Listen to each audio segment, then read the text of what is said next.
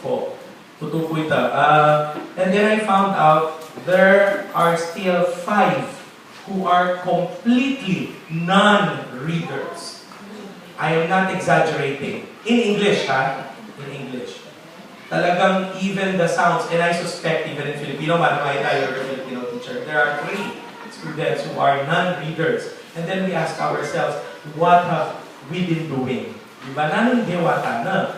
And paano naman kayo nasising sarili tao because we are doing a lot of stuff. Imagine mo, kailangan pala kayo yung pinag-aralan kong remedial reading drills, itang one-to-one, tutok, one-on-one, rather, na kailangan tamang tutukan tayong anak, it's a must. Tapos ganito, here comes DepEd telling us the ratio should be 1:50. Ala kanyang bola. I'm sorry.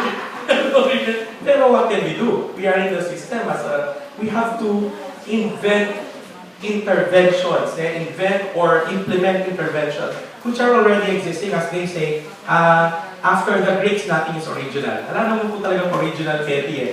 But with as complex as the topic of remedial reading, we do not have to implement complex strategies. We only need patience.